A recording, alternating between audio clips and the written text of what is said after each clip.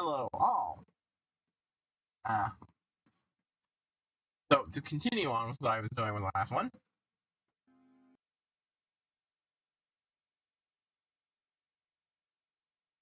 we're doing Bravo Alphabasta's Gothic HighPriest in your hometown, an intro to World of Darkness. And how long is this video? A 48-minute thing for, the World of Darkness setting. In general, I'm presuming, not just each version. Pros don't know. The World of Darkness is the name of, is the overarching setting for which stuff like Hunter, Hunter the parenting, obviously, but Hunter the, I forget what it is. Hunter is. But Vampire the Masquerade, Werewolf something or the other, and all the other things are set in. There are two real versions of it. It's subversions based on edition and all that. The old World of Darkness, which is started making at least somewhat of a return with Vampire getting a new edition. And Chronicles of Darkness, previously the New World of Darkness, before they changed its name to make it more distinct.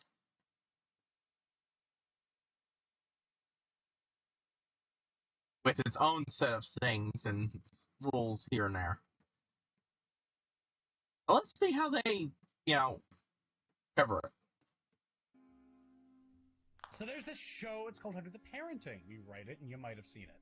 It's based in White Wolf's World of Darkness franchise. Now, paradoxes. And follows mostly mundane people hunting vampires, werewolves, and other creatures of the night. With the basics. A lot of people in the comments section report really liking it. So, thanks, guys. But lots of comments also mentioned they'd want to learn more about the setting. Not just hunter or vampire or whatever beastie of the week we present. The wider world of darkness. I actually have a lot of interest in that thing too, so I just have done wiki walks and watched Let's Plays of VTM and listened to players talk about the setting and such a lot amongst themselves. Osmosis is responsible for a lot of the things I know about the setting. Content disclaimer. This is our first time ever doing a video essay, and so this is very experimental. Also, I am not the master godbrain who has been playing World of Darkness since, I was a protoplasm. This is the wad brain of someone who got into it, a while ago, back in high school, and just my personal experiences. There's going to be people that have been more invested, know more, and probably have a better idea of whatever... By the way, I just love to look at all this. But I've got quite a reasonable perspective on things, and I like to think I know what I'm talking about. Cut this. This was a completely unscripted ramble. No, f*** station. I'm Speaker D. This is Ogre Popenang. Yeah, I know Speaker D is the one who's in charge of this series in general. This is our very it just, So let's get started. Much like TTS, they pulled in people who didn't know about these franchises beforehand and learned about them through it. Number one. World of Darkness is a tabletop role-playing game. They're doing this? There's video games, card games, books, etc., but it all sprang out of the tabletop setting. Number two.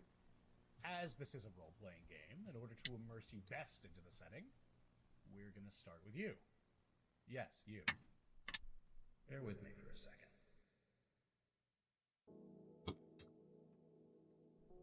Have you ever gone on a solitary walk at night? Vibes, huh? And all for part. The pale glow of streetlights. Shadows smother your familiar surroundings. No one ahead of you. No one behind. No one but the faint sound of passing cars and an infrequent, dull hum. It doesn't... Hold on a moment, folks. Just...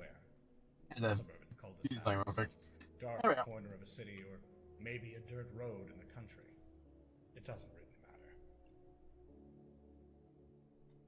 It's one thing I've learned a lot. Vibes is a very important part. Wondered Well, What secrets are they hiding? Who uses this place? every, Who's in there? splat book, really. That weird farmhouse you always pass, with the crooked sign. The apartment above the boutique store, whose lights flicker rhythmically in the night. Or maybe the suburban home, the one choked with weeds, we've never seen anyone enter or exit.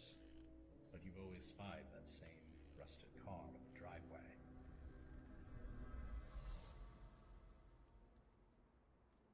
In our normal, everyday world, these things aren't that deep.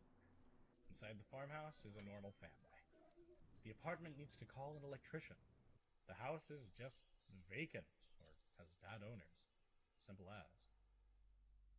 The world of darkness is a lot like our everyday world, but more specifically, it's the secret world. The one hidden just behind the mundane. The lights flickering in the apartment window aren't random. Again, I love the little... They're a signal.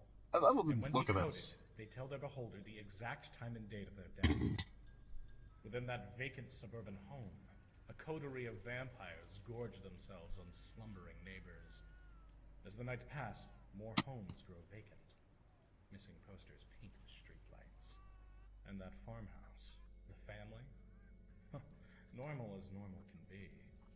But if you look with the right eyes, you'd see the spirits of the countless buried in the dirt, howling the names of their killers into bleak, uncaring Ooh. night. World of Darkness packs dark urban fantasy just past the everyday periphery. But there's one more twist. A 99p store. Most people are shut out from grim hidden workings. Here, you're in on it. Oh, yeah. World of Darkness, you aren't the man on the street. You are the vampire. You are the ghost. You send the signal. You bury the bodies. Sounds morbid. Gothic. It is. But you can throw all that in the garbage because World of Darkness is also Clown World. Hello, welcome. Dracula is real. He kind of swings vampirism and everyone hates him because he's famous. Dracula guy's a fucking scary. It's an evil fast food chain that sells literal demons into their cheeseburgers. It is owned by the that's same also what I've heard a lot of. that owns the evil beer company doing the same thing to their beverages. The reason they do this? To subtly convince random people to beat their wives. This is not a joke. You want more? Oh, I can give you more. In 1914, a deranged inventor named Sarvargo was so disgusted at the capacity for mankind to destroy, he brought a giant Zeppelin armada across all of Earth's cities and declared himself world emperor. A hit squad composed of secret agents, killer robots, and biofreaks were barely able to force him to retreat. And then real-life scientist Michael Faraday vaporized him so hard they both exploded. And everyone on Earth just forgot this ever happened because the New World Order covered it up. I feel insane. What? I'm not even talking about the steampunk explorers fighting How Nazis the hell on is Hollow new? Earth, or the ancient kingdoms of the Lizard Gang. The setting is off its shit. It's got some pretty crazy stuff in it. But unlike my maximalist lore drop, it's also Alright, he'll say it, but... cool. Let's, take a step back. Yeah, honestly, a positive thing. Basically, all that... Sure. Also, all that, optional for whatever you're doing. That stuff is all vague unless your GM wants, or storyteller wants it to be.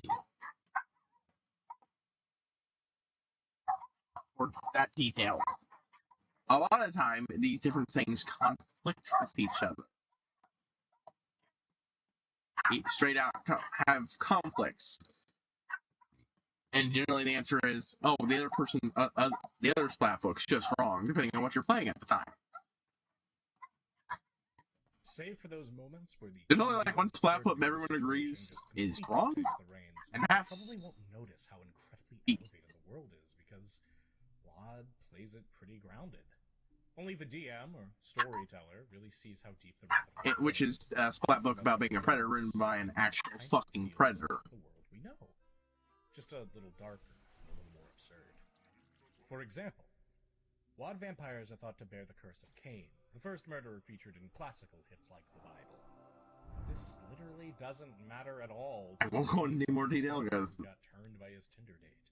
Hell, no, I don't want to talk about that horrible. Hundreds of years. But yeah, and it still might not matter. In fact, it probably won't. See, WoD has a lot of advantages in setting itself in our world and our time. In World of Darkness, you aren't just relying on what a DM thinks a medieval world should look like. You're relying on a DM's knowledge of the real world to set your scene. Most DMs have no idea what a medieval economy looks like. They haven't really thought through how the world would change if a 90-foot giant shit lightning in the local textile industry, nor should they be expected to. That'd be a lot to expect. Honestly, you'd have to be a messed up medievalist to get anything done. But you live in the world you're playing in. You know what happens if you call in a bomb threat to an airport. You know about how long it takes to drive from Houston to New Orleans. You know how much gas costs, what can be found at a local grocery store. And the shit you don't know and need to research? Brother, it's the real world. What do you think's gonna happen if a 90-foot giant shits lightning on your local meadery? But beyond just being our world, WoD has its own feel too. Yes, a lot of familiar locations exist, but World of Darkness is going for something a bit more elevated than an adventure localized entirely within your local Gregs. In my completely subjective opinion, WoD is best described as No Country for Old Men, as directed by Suda51. No, that doesn't necessarily mean Anton Chigurh running around with a beam katana. Necessarily. Instead, it's the dry humanity of No Country for Old Men, skirting the edges of the law and the world of the known. It's the familiar town where fiction painfully meets fact. Heroes taking their chances have their luck run out, while evil is implacable, inescapable, mundane, and no less immune to the normative conventions of the world they live in. The coin travels across time and space, from minting to now, to save a cashier's life. And another makes the same trip, to take someone else's.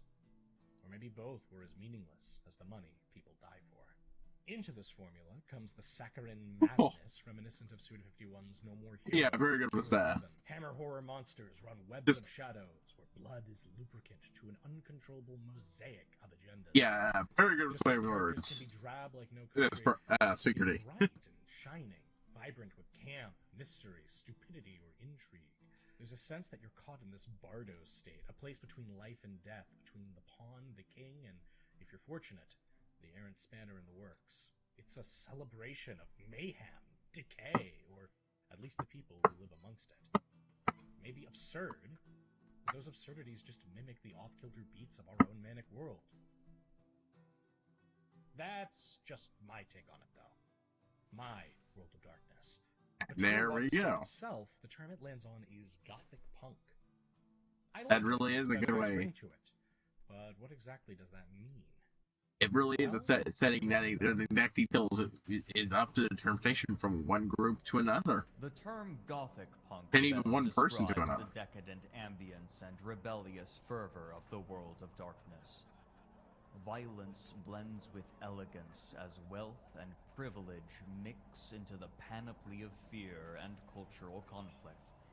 In cracked, squalid cities, people dance and while away the hours in glittering social clubs, trying to ignore the urban center's decay.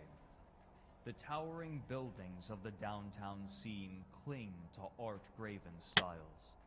By contrast, slums roil with strife and warfare as desperate masses of humanity claw at their pieces of turf.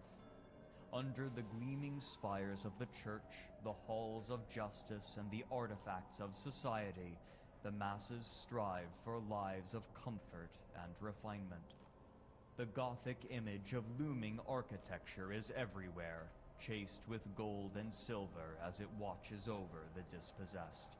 In contrast, punk nihilism echoes in the overpowering despair of dreams destroyed. Ignored by society, the less fortunate rebel. The upper classes revel decadently in their wealth, while gangs, criminals, the insane, and the deprived maraud through crumbling neighborhoods. The buzz of technology is nearly overwhelming, as disenfranchised groups revolt through shocking displays of brutality, art, faith, and mysticism. the world careens down a fast track to self-destruction, and everyone wants an Like I escape. talked about before, at least prior to both New World of Darkness becoming a thing and Chronicles, That's even the creative rated vision, and also versions rings of true. Most game lines have that kind of dichotomy. Old World of Darkness. The one between the monolithic power structure versus the We've been trending towards is quite bought in. every flat book has their own apocalypse and it's coming. Board of directors be, if not Gothic? What is a setting where you can smash their faces in with a golf club, if not punk? Before I get sidetracked down a never-ending ramble hole, though, besides the unique feel and elevated supernatural shenanigans, being set in our world has advantages other than knowing how much a hot dog costs. It also gives players at the table an onus to make characters that feel real. Sure, those real people might be vampires, or have some elevated professions like hitman, rockstar, criminal, CEO, but it also empowers you to make your PC a 28-year-old garbage man named Chuck, who just happened to get wrapped up in whatever game line he's in. In my opinion, it's one of the most fun ways to play. Just make your character sheet what you'd expect a garbage man to have, give him a few hobbies, figure out what matters to him, and then just jump off from there and see where you amble. It's not some Dark Souls wretched playthrough handicap either, by the way. In my home vampire game, between the member of the esoteric snake cult and the overworked car mechanic, it's the car mechanic that's left every encounter with a body count, and the cultist who tends to have to staple their tongue back in their mouth once some mean beastie caves their teeth in. All of this is probably overwhelming, and that's kind of on purpose. But what has this really Yeah, just that element of the mundane meeting the supernatural. And I'm a big fan of urban fantasy anyway. Yeah, those guys definitely have a place. Modern mundane meets fantasy is something I'm a big fan of. You might think that's cringe, but you might also think that the world is flat, so get over yourself. But, much like in our world, in my most humble of opinions, WoD is a lot weirder than that. It's not some solitary penumbral orb of misery and mope. It's fucking hilarious and strange and warm and heartfelt, just as it's tragic and dark. WoD is a place where, much like the real world, you can go from horrifying tragedy, harrowing encounters, dreadful monsters, and then have a 2-hour in-character argument stuck in line for fast food, trying to explain to Dale, the food service worker, why you're covered in foam war blood. It's a crazy world, and there are so many different flavors of WoD to choose from. Run as a monster, clinging to their humanity. I gotta find vampire. Be a frantic survivor, desperate to wake others up to a supernatural hunter. Online groups to watch. A radioactive death shark in Werewolf. Yes, this is the thing that happens in Werewolf. Games to watch, yeah. Cool. I know that there's definitely some. I've watched one before. All this pretentious? Yes. And maybe I watched even guest started another guy I watched, Camrock guest started the. WoD isn't so self-serious before hitting you with a few film school essays. But cringe is dead, and I'm still breathing. So a villain in that one. I can't remember what his name. What was his name now? So. Halfway interesting to you. Keep watching, and you'll probably like what you see.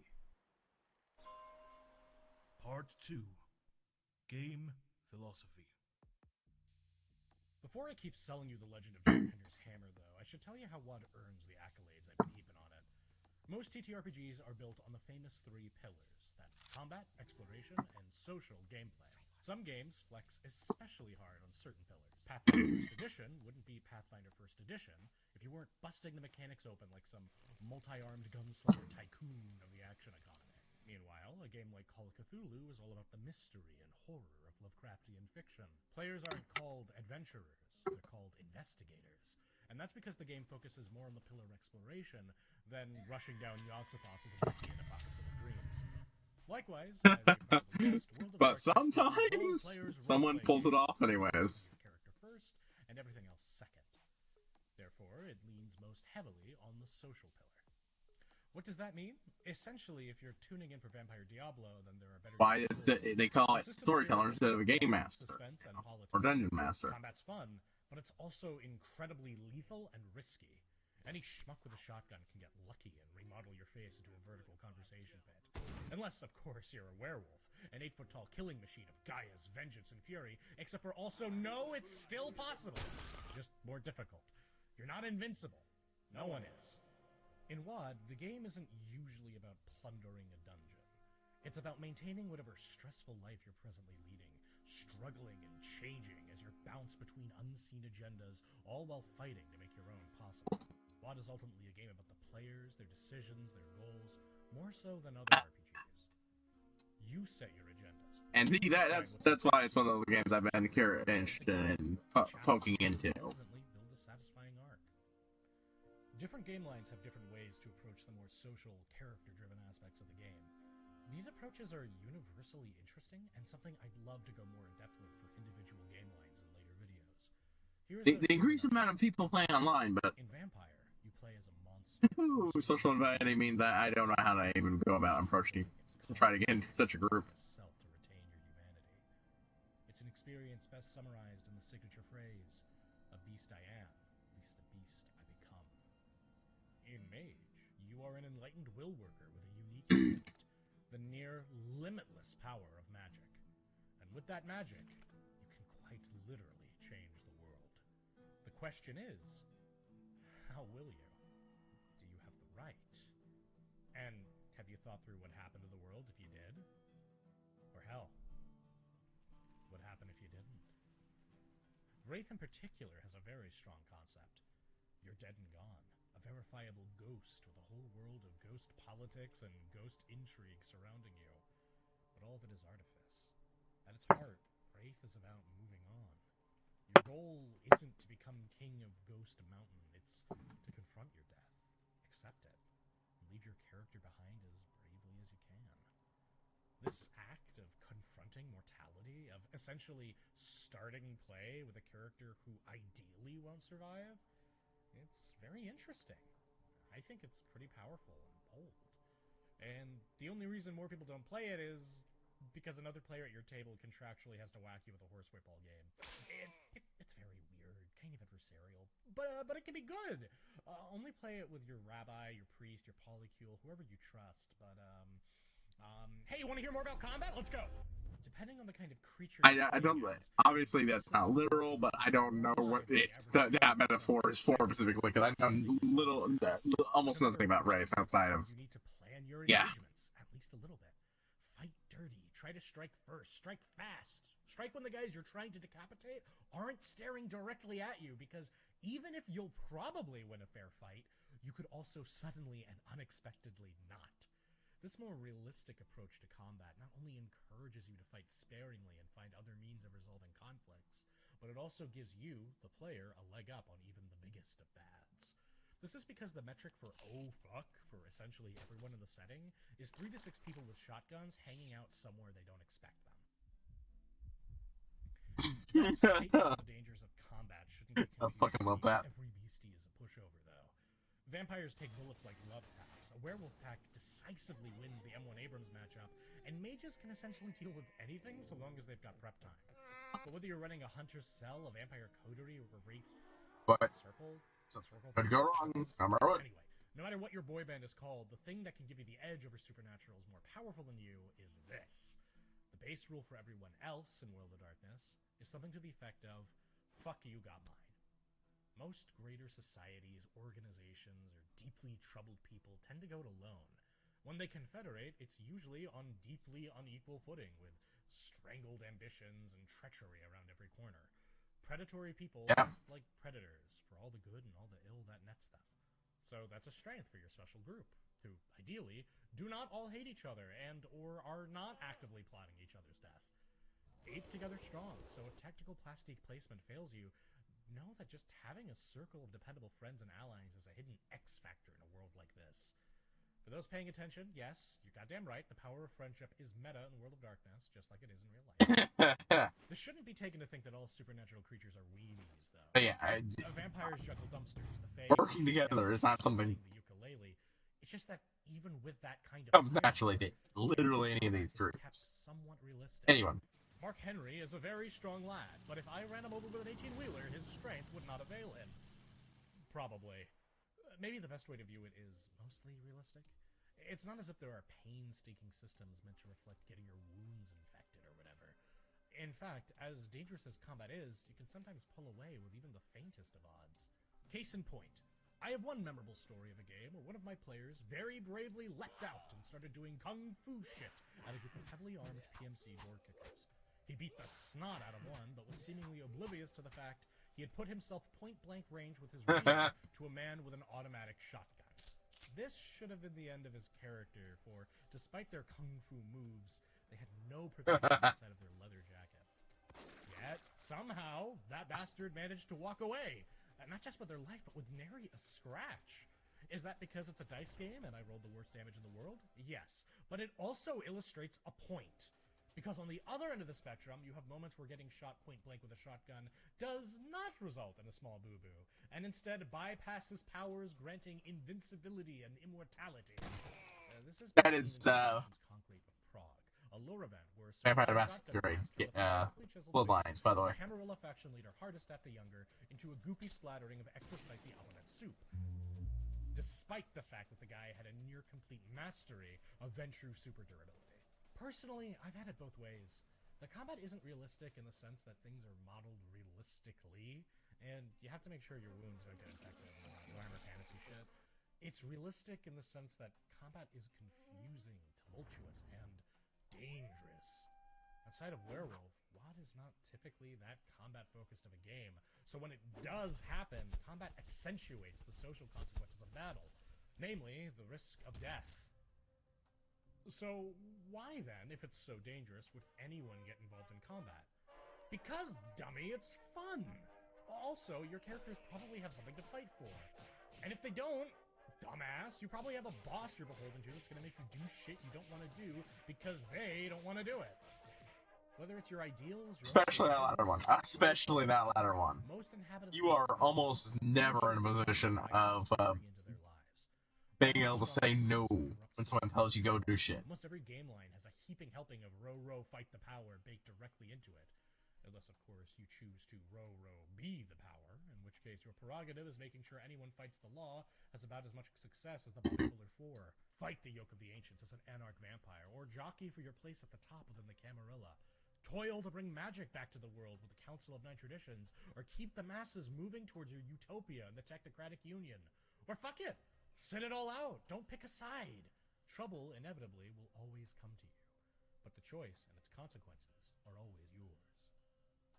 So, if you're ready to play a tabletop role-playing game that focuses on exploring your own special snowflake as they struggle and suffer in a hostile world of freaks, if you're okay getting your head popped off because Soup Can Joe, the heavy-hauling hobo, rolled 6 10s on their firearms roll, if you like vampires, werewolf, wizards, and urban decay, World of Darkness might be for you.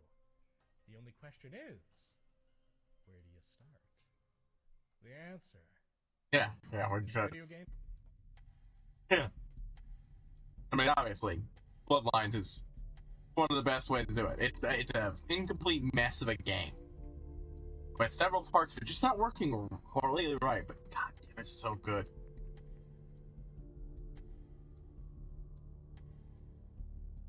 World of Darkness is lucky enough to have several excellent video games under it. There are others, apparently, but I mostly know that one. Oh wait, Werewolf Apocalypse. That's the game you can get on Switch. Not let punctuation fool you. That one's a more story game. Very good. A classic, some might say. Many people might say. Many people might say better than me might say. So I won't go into it.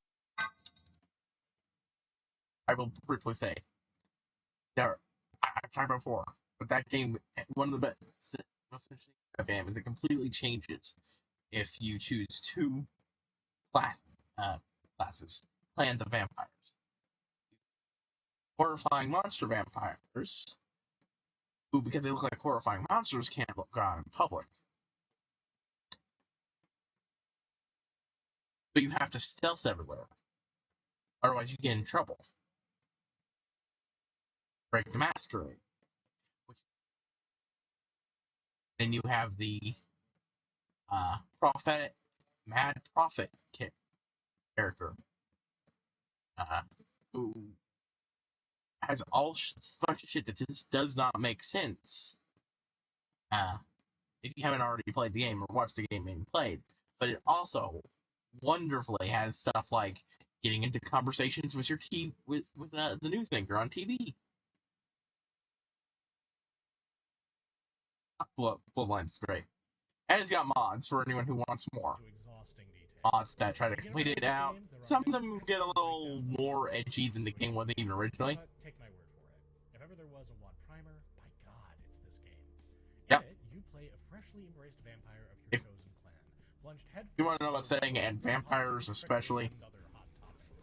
Your decisions matter. The characters feel human. Oh, hello, Kane. It's heavily hinted, but it's never outright stated in the game itself. Heavily hinted. But to be brief, I highly recommend it to just about any. That's something for a new episode? The Quaid didn't show up in this, and that's how I know about the Quaid. Actually, hold on. Thing back there before, my thoughts derailed. I'm gonna go back, just try to catch. Right. Cabby driver. He's the guy who I do. You have a little talk with him. There's a couple of mysterious there's one or two mysterious cutscenes otherwise. But the game never directly hints at it. It's only when you go into the files. Kane is, for instance, the first vampire. He's also alive, unlike most vampires, which means he has essentially and is immortal, which means he has infinite blood, both in blood pool size, so, you know, how much power he can apply to something, and also how much power he can, how long he can use it. And also, he can just straight up invent new vampire disciplines out of, just pull them right out of his ass. Is it flawed? On the spot. You bet your ass it is. Don't ever ask me what a Quaijin is. But to be brief, yeah, his stats are don't. Anyone who has ever don't. On the planet. Just yeah, play the unofficial patch because everything bad you've heard about Hollywood sewers is true. But I know you want more. Yeah, you can. I believe there's a thing you can help skip at. So I'm gonna. I believe the unofficial patch also includes some stuff that's not. That might have been another mod. I remember watching someone play that, and I can't remember if they're the same mods or not. And miraculously, you survive. A scream. Another survivor dragged into the brine. Fins emerge. The hungering, deadly maw of a great white shark swimming straight I love that. In this situation, wouldn't the fucking helmet with the... At Noble Night Games! Noble Night Games has given us a mysteriously sourced bag of money to promote this anti-shark propaganda. And also, to remind you that it is the premier location for tabletop games and RPGs in Madison, Wisconsin, where you now live! Are you and your coven suffering from symptoms of dystopium and looking for a new, fresh RPG franchise to fill the void? Oh, you Oh my god. None better to help plug that gaping wound in your Sunday evenings than Noble Night Games! You want to play Vampire the Masquerade? Which one? How about Vampire the Requiem? Oh, that one. That's gotta be. Oh, there it is! How do they do it? What's going on? And they have Mummy in stock. Okay, I'm less scared. It's safe to come out again. Wargaming? They got it. Boards games? They got it. The Spear of Longinus? They keep it in the back. Glue? All the glue you can eat. But what to do when that Mafia book you need is sold out? Well, add it to your want list. You'll get an email as soon as someone with the book dies and their possessions are contributed to the Noble Night Game Archives. Thank you. Or if someone, sells it to them through their buy and sell program, which you can also do. All this with a free shipping within the U.S. for any order over $149, as well as a flat rate U.S. shipping option with all orders shipped out within 24 hours, which indeed covers your order of 15 Blood Dim Tide supplements, you mermaid milk freak. You see this knight? He fights for your freedom. He does want to kill you, but he won't. Why? Because gamers like you populate his web store, buy his goods, and temper his wrath. In conclusion, who was D.B. Cooper? I don't know, but you might find the answer at nobleknight.com. Just that fucking... the random who was D.B. Cooper. Okay, have you played Bloodlines? Yes? Great. Did you not? That's fine too. I mean, it's a great game worth your time, but not all necessary, just useful. It's a great way to step into the world, especially if you have problems getting a stable group together for a tabletop game. But supposing you're ready for that step anyway, you've got a table wanting to try out World of Darkness, you know how to play a tabletop role-playing game, or otherwise excited to learn, where, amidst all these crazy log books, do you start? That's a complicated question, Let me lead you to the answer. First, you'll need to pick which game line. Each game provides different creatures for you to take the roles of, different themes and toolboxes to play around with. For instance, love everything I've talked about with combat. Werewolf is, and always will be, the most combat-focused WoD game. Start your search there. Want intrigue? Every game line does intrigue, but few do it as well as Vampire. Or fuck off, disregard all of that. You think elves are cool? Play Changeling. Cast a mighty spell and play Mage, if you fucking dare. Play whatever.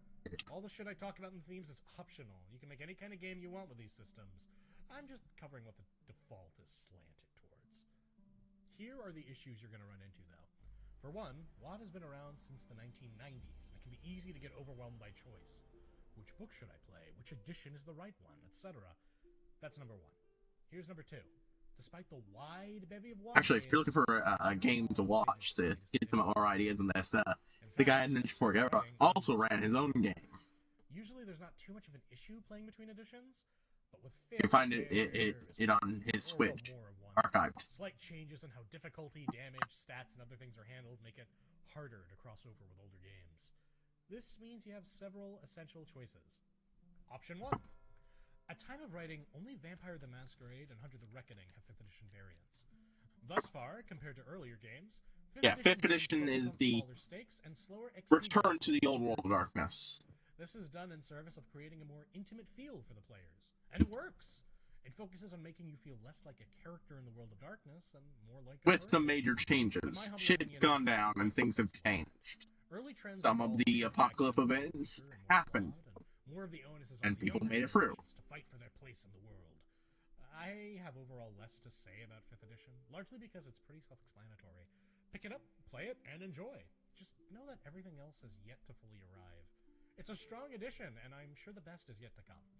It's also worth noting, if you watch the very excellent LA by Night and New York by Night live plays, this is the version of the game they're playing. There are new resources being pumped out for 5th with increasing regularity. Wait. It's not going to remain the edition without all the other goodies forever. I'm just giving it slightly less focus, just because there's fewer. Was that the one I was thinking of? But it's Well, see, I think I've heard of those now. Or Hunter game, this is definitely I know one that had a lot of production going into it. With the music guy and everything being involved. 20th anniversary. These were released, get this, in celebration of WoD's 20th anniversary. They were essentially released for veteran players of the day, and as a result, they can be kind of rocky to learn at times. The idea being, you should already have a firm grasp of the concepts within. The lore has a slight tendency of being either too referential to old material or just plain sparse, but it's the edition I started with, and I turned out alright, so I still highly recommend them. Most games enjoyed a pretty cool 20th anniversary release, and in my opinion, it's still the edition to run if you want crossover shenanigans. Compared to 5th edition, you'll likely be able to roll out with a comparatively more powerful character, but there's also a lot more jank. Balance isn't really at the heart of WoD, given it's just, not that kind of game, but it's a lot easier to break than 5th edition for damn sure. For better and for worse. It's not enough that I'd not recommend them to a newbie, but it is enough to warn about, so consider yourself warned. I just warned you. Despite these caveats, though, outside of the occasional weirdly worded subsystem, it's not like 20th anniversary is a major downgrade. In fact, I know plenty of people who still prefer playing this edition to the newer ones, and I can't really blame them. Even for games with 5th editions, if you wanted to run a vampire game where you're all elders and not snot-nosed neonates, fuck it, 20th ain't a bad choice. These editions are hideous, lumbering monsters. You'll notice I'm insulting them a lot. That's because I love them all.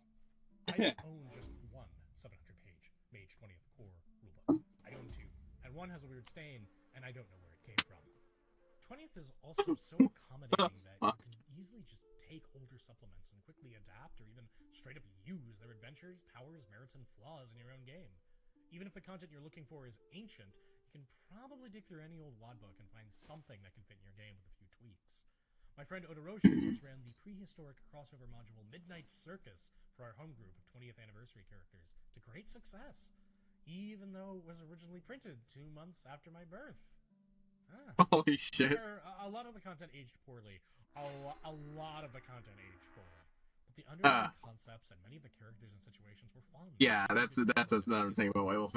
There's definitely a lot of content that they poorly, both Filled in the gaps with their own original in concepts. general and stuff like Bloodlines. Area splats, faction guides, hell, even some main game lines have languished in earlier editions. but it's all still accessible thanks to how adaptable the older storyteller system is. Yeah, I think I might have been the one I was thinking of too. Tube of Horrors in the modern system. Well, you could with WoD. I'll have to watch them, but but hey, I'm open for more. This crab thing. Anyway, the TLDR is this. If you want to play Werewolf, Mage, Changeling, or Wraith, or if you have a style of play that clashes with 5th's design philosophy, 20th is the spice you're looking for. Have fun. Option 3, Stygian Madness. Sadly, not all games got a 20th anniversary release. Some games have languished in their sordid states for eons with barely an errata in sight. Some for really good reasons, and you should forget they exist. Really like them. Outside the shit on them. To get a rousing game of Demon the Fallen or Mummy the Resurrection, you're going to be looking at old rules. Ooh. Yeah, Demon the Fallen. I don't know that one. I remember people talking about the implications of the world building of World of Darkness. I cannot advise much in this juncture, for I have rarely afforded myself such terror. I've used Demon the Fallen rules for NPCs in certain games, and it was universally a harrowing experience. It was like being submerged in the dim waters of the river Styx and losing all that I am. That being said, the games have their cult followings for a reason. Be brave, play them, and have fun. But know that if it's your first time, it's probably a bad idea to start here. Won't be too challenging once you have a game under your belt, though. Option 4, Chronicles of Darkness. Yeah. Oh boy.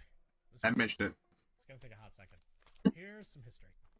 Sometime during the run of WoD, the developers decided that enough had been done in the meta plots to warrant global updates. Modules were released for end-time scenarios for all game lines. You got to pick your favorite ending, and the idea was that they'd say goodbye to the setting forever. In its place came the new World of Darkness, now known as the Chronicles of Darkness. This is a completely different, confusing continuity that is extremely different from the old World of Darkness. Yeah, it had a lot of controversies. Vampire the Masquerade. You play Vampire the Requiem. You do not play Changeling the Dreaming. You play Changeling the Lost. Confused yet? So am I. This isn't quite WoD. For Warhammer fans, think of WoD as fantasy and Chronicles as Age of Sigmar. For one, the rules and systems have been streamlined and optimized in a way that even 5th edition took notes from. Done much less clunkily than the actual Age of Sigmar thing. In particular, Hunter the Vigil is a very cool take on the Hunter experience. Whereas the older version of The Reckoning focused on supernaturally augmented imbued, Vigil focused on normal hunters, introduced numerous cool and creative hunter compacts, as well as the concept of becoming a slasher, a fucked up kind of hunter that went from being a slayer of the supernatural to a metaphysically augmented serial killer. H5 no longer focuses on the imbued, and I think that's because Hunter the Vigil just kicked so much ass. Changeling the Lost also gets its fair share of accolades. Changeling the Dreaming is well known to be somewhat inscrutable, difficult to understand, and a massive glowing orb of madness floating silently in the classic WoD catalog. Changeling the Lost simplifies the story a bit. Instead of playing as the Fae, you play as someone cursed by the Fae, which grants... Yeah, that's the one I'm vaguely familiar with. I read a beta upon. To say the Lost is just its own weird little thing. Chronicles is still getting updates, such as an actually living mummy game and several unique permutations like Deviant, Promethean, and Geist. If it tickles your fancy, it's not a bad idea to check out. But you should know that if you're looking for World of Darkness books, Chronicles is something different, so be aware. Now, all of these different ways to play may sound intimidating, but don't worry, there's even more. WoD Dark Ages, WoD Wild West, WoD in the Victorian Age, WoD's incredibly violent... I don't know most of them. I know there was the Dark Ages one, because I think that's where Mage actually originated from. The base mechanics of World of Darkness, including the one vampire clan before it was the vampire clan, it was the Mage House. Blah, blah, blah. Outside of the unique gimmicks for each supernatural subtype, the core mechanics deviate very little between the games. That's because every mainline book you aren't playing can serve an additional purpose as a bestiary. Your non-furry friends deny you the opportunity to run the werewolf game of your dreams? That's fine. Sorry about that. Fenris into their condominium and watch the fireworks. The sole exception, of course, is 5th, but even then it can be done. It's different, but not that radically different. Part 5! Sorry if you heard a little crunchy noise here and there. I got a bottle of water and my hands feel the need to do something right now. That's not something that normally happens when I'm streaming, but or recording, but decide which skills and attributes your filling in the dots Well, like, she's twitchy. allotted budget. Dots represent how good you are at something. 1 dot is below average, 2 is average, 3 means you I fucking love the dot system, by the way. means you can make a great career out of it. It's just such a simple way of handling the numbers. Someone with strength 5, for instance, is one of the strongest people on the planet.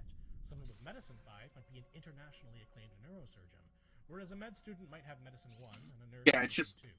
somewhat simpler than much easier for not simple, but much easier for my brain to grasp in the number system. They're a good shot and they're fast to boot. Unfortunately, a blood-sucking freak of nature is running right at them. They need to put those skills to good use. They need to roll to shoot that bastard into the Stone Age. When making a roll, you take a relevant attribute with the skill you're using, in this case dex and firearms, and count their combined dots. Then you just roll that many dice, and boom! You'll have a target number, usually 6s, and everything above that on the dice are successes. Tally your successes, and that's the result of your roll. In this roll, we got 3 dice hitting our target number, so we've got 3 successes. A direct hit! With rare exceptions, this is essentially how every action in the game is performed. Want to stab a guy? Dexterity plus melee. Want to not shit yourself on a first date? Charisma plus expression. Easy peasy. The advantages of this system are its ease of use and flexibility.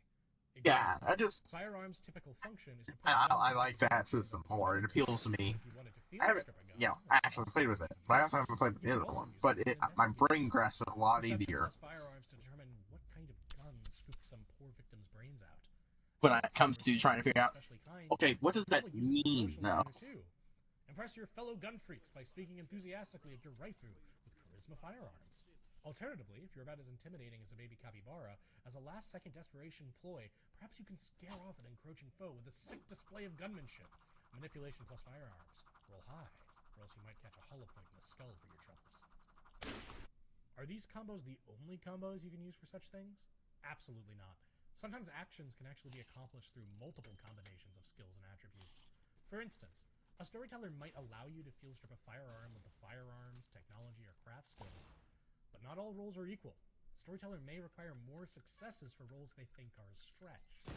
I typically wouldn't disallow a Dr. PC to synthesize a drug using medicine, but I might make it easier if they used science, chemistry, or botany instead. Personally, I love letting my players get creative with skill use. It's the same reason why I encourage most PCs to have a few useless skills. Sure, your 2 dots in law might seem useless at first, but when the party fails to convince that cop that you definitely 100% know nothing about the string of disappearances you've been causing, a dark horse law skill could be the difference between getting him to come back with a warrant and a prison arc. That's sort of the soul of what makes WAD, you know? Yeah. It's gotten incredibly easy to get little stuff like that is so interesting and appealing about the game, too. Like I said, it's probably these games are probably the type of RPG I'm probably most interested in. Item carry weight. What can you carry? I don't know. What the storytelling. Especially because it builds on a system that encourages roleplay and storytelling most, and I work better in that regard when I have more mechanical encouragement. And really, what more can you ask for?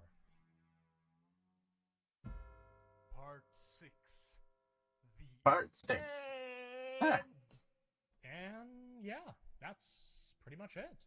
I mean, there's more. A lot more. Too much to willingly shove into one video. Oh, yes. I could clobber you with tales of the spirited LARP scene, talk about all the incredibly poorly aged LARP scene is very big. Like the Mafia book. Oh my god, Alpha loves the Mafia book. Next slide, get it away. Being on yeah, I've been taking mechanics, themes, and other nuances. hints that Mafia was loved by one of the people here. I don't even know what the hell is up with the Mafia. To avoid a deadly bloated mass, someone likes it. So let's review. Step 0, play Bloodlines. Step 1, get a good group. Step 2, pick your game and edition. Step 3, pick a day, time, and place. And step 4, start running. Do all these things, and the world of darkness should open up to you. I love WAD. It's the most fun I've ever had rolling dice. I hope with this video and Hunter the Parenting, we've helped some folks get into this incredible game and community. So do I. It's a very neat thing, and I'm going to be very much thankful if there's a shit ton of people. You have watched an Ogre Popenang video essay, written and presented by Speaker D, animated by Carl the Deranged, Garrett, Alpha Busa, and Dr. White. Script editing by Speaker D, Erndil, Alpha Busa, and Dr. White. Audio composition by Carl the Deranged and Alpha Busa. Boss John to bless you. Yes, as Dan Skull. just curious if there's any of your special stuff at the end. No? Wait, hold the phone. Hold the phone. Hold the phone. I'm sorry. Everyone's got their own. Some of these Patreon people have their own picture, and Oh, yeah. What can I say? The picture that is the Booba Bunny girl immediately caught my attention. I was like, hold on, what was that I just looked at? portions of the materials are the copyrights and trademarks of Paradox Interactive AB and are used with permission. All rights reserved. For more information, please visit. I do really hope more people get into it. And not that, it's tribute that you could just go anywhere and find a group. Like this, that, but also because it's a really interesting setting, and I like hearing stories about it. That's part of what got me into it. Listening to other people talk about it. Just threads, online, various places. Little stories about something got up to. Stories about people debating, different aspects of the war. And the videos like, which, okay, for reference, that's what you call a war between vampires. And it's a story about a LARP, gone wrong, and the video maker's way of getting back at the people for ruining a new player's enjoyment.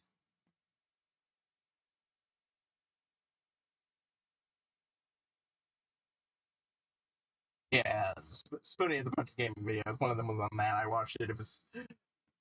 That was probably one of my first introductions to the existence of setting. But LARP is a big vampire LARP, especially. It's humongous.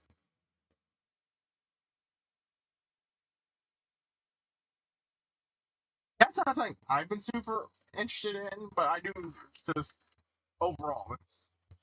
It and Exalted, but also formerly by White Wolf. I don't know if it's been continued by anybody, but I hope so. It's cool. Are the ones I'm super interested in, both because they got the way of doing things.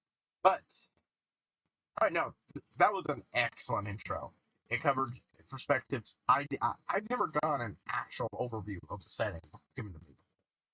I've picked it up by osmosis and wiki walks and looking up, typing in blah, blah, blah, blah, into Google and just looking up for certain perspective on character concepts and such. Like, a lot to like the World of Darkness. And even Chronicles. As he said, Lost is super interesting. Like, one of the ways I've seen is that you're like, I think I've even mentioned before, like, sometimes you do character concepts, like a person who is stripped away by a fae has spent 80 years being tortured, and it's been only minutes since they're gone. And another one who was gone for only a few minutes, and when they come back, it's been everyone they know has died of old age.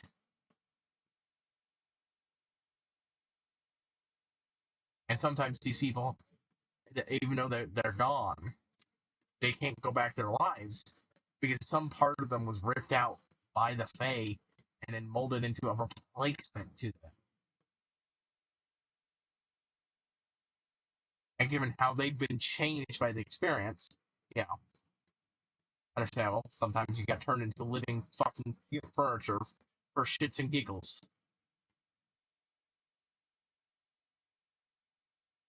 Two very different feels to them, but overall, and so on and so forth with the individual games. Like I said, what no one likes, it's overall a very fascinating thing. And that's why I was super excited when I realized that they were doing. Like, I like TTS, and I wish it had continued. But damn, this is not a good alternative. This is good. It's got its own improvements from the get. And I'll say it, it's a lot better than the early TTS because, you know, a lot of the stuff they were doing later on is now being done much earlier. Like the Vox casts, or, yeah, podcast videos. But yeah. It was a fun video, very informative.